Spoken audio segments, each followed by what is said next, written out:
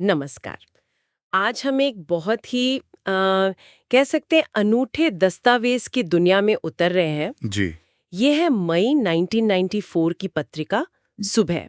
सुबह? हाँ, और ये कोई ऐसी वैसी छपी हुई पत्रिका नहीं है। नहीं, बिल्कुल नहीं। ये एक हस्तलिखित मासिक पत्रिका है, मतलब हाथ से लिखी हुई, हाँ। जिसे एक परिवार और उनके कुछ साहित्यिक मित्रों ने मिलकर अपने हाथ से लिखा और सहेजा था। नाम भी बहुत अच्छा है, सुबह, उम्मीद जगाने वाला। बिल्कुल। तो ये सिर्फ एक पत्रिका नहीं हुई, बल्कि उस समय के विचारों, यादों और सपनों का एक जीता जागता संग्रह है।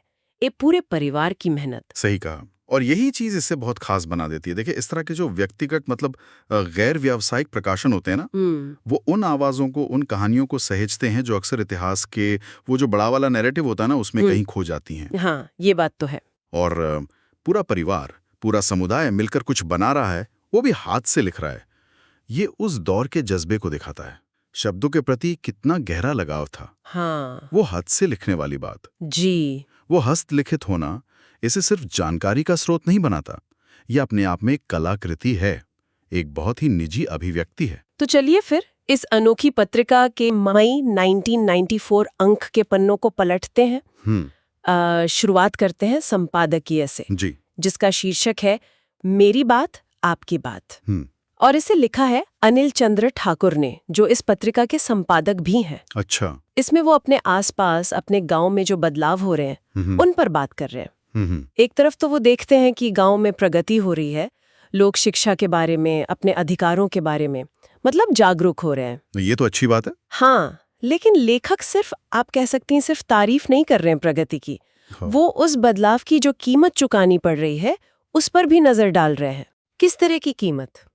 जैसे गांव की जो पुरानी स्वाभाविकता थी, वो सहजता, वो कहीं खो रही है। भाषा बदल रही है, पहनावा बदल रहा है, और जो सबसे बड़ी बात वो महसूस करते हैं, वो है लोगों के आपसी रिश्ते बदल रहे हैं। जिसे लेखक कह रहे हैं हमपन से मैंपन की तरफ बढ़ना। ओहो, हमपन से मैंपन, मतलब वो सामूहिकता वाली भावना कम हो रही है। बिल्कुल, इंडिविजुअलिज्म मतलब व्यक्तिवाद हावी हो रहा है। और ये जो हमपन से मैंपन का बदलाव है, क्या ये सिर्फ सामाजिक स्तर पर ही दिख रहा है, या संपादक को लगता है कि इसका असर साहित्य पर भी पड़ रहा है? यहाँ दिलचस्प बात यही है।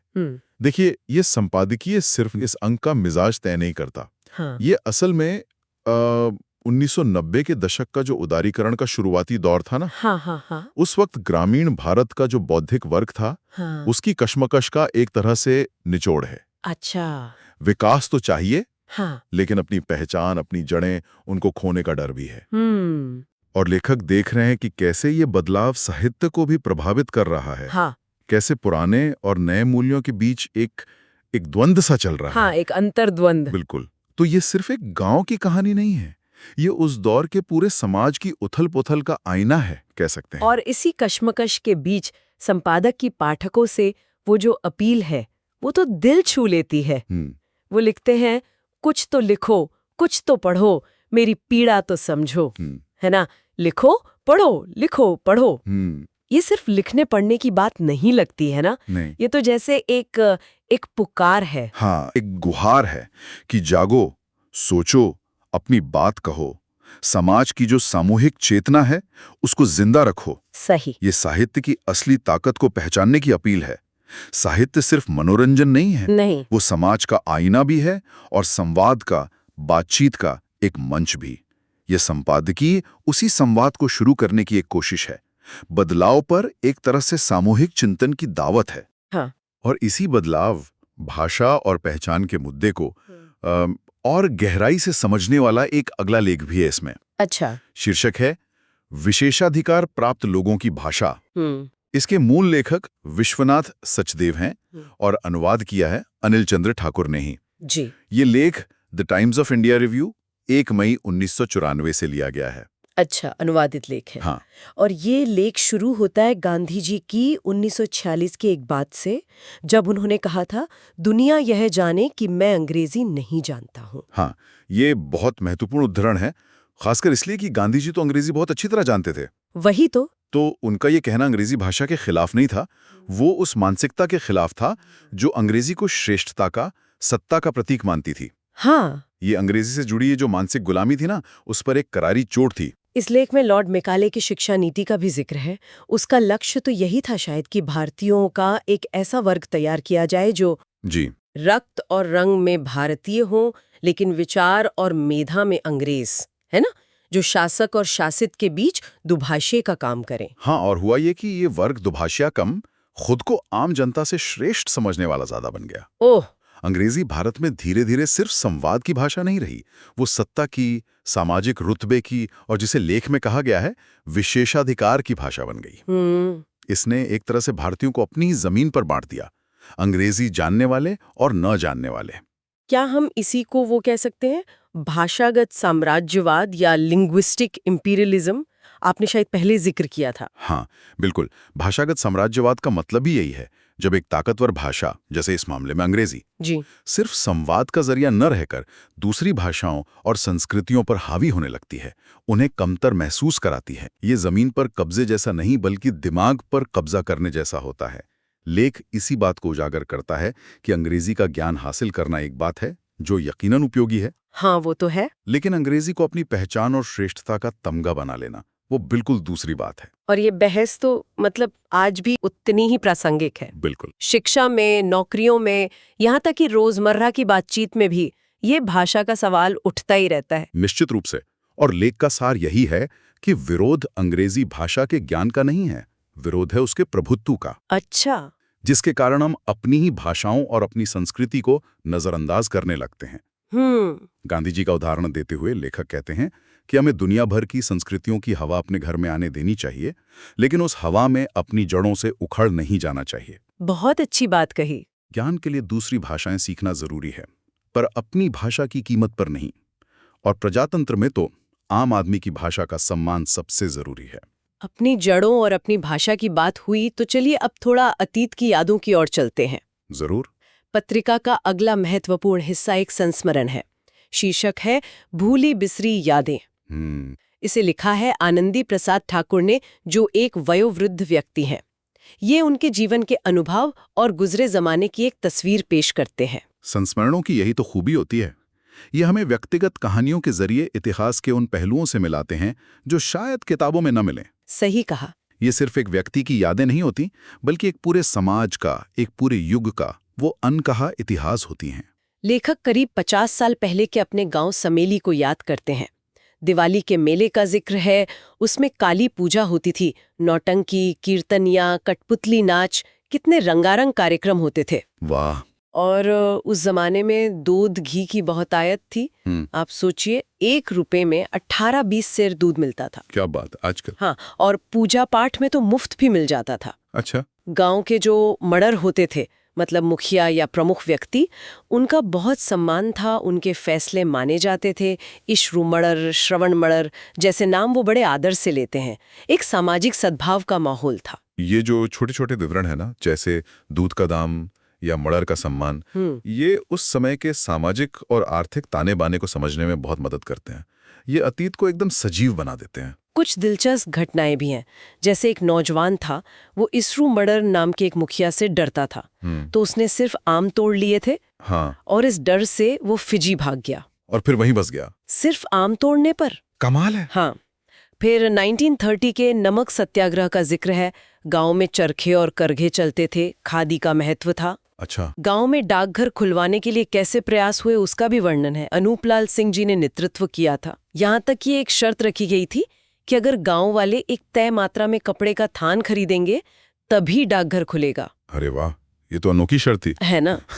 और श्री हरि नारायण मंडल गांव के पहले पोस्टमास्टर बने थे। ये यादें अतीत के प्रति एक गहरे लगाव को दर्शाती हैं, जिसे हम नॉस्टैल्जिया कहते हैं। मतलब अतीत के लिए एक मीठी सी कसक या याद। हाँ। लेकिन यहाँ ये सोचना भी जरूरी है कि क्या अतीत वाकई उतना ही सुनहरा था जितना यादों में लगता है, या फिर वर्तमान की जो मुश्किलें हैं वो हमें अतीत को ज्यादा अच्छा मानने पर मजबूर करती हैं। ये भी सोचने वाली बात है। हाँ, संस्मरण हमें इतिहास के साथ साथ स्मृति की प्रकृति पर भी सोचने का मौका देते हैं। लेखक अनूपलाल मंडल जी के व्यक्तित्व पर भी काफी रोशनी डालते हैं।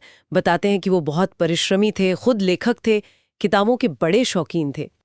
उन्होंने गांव में पुस्तकालय की स्थापना की और प्रभात नाम की एक हस्तलिखित पत्रिका भी निकालते थे।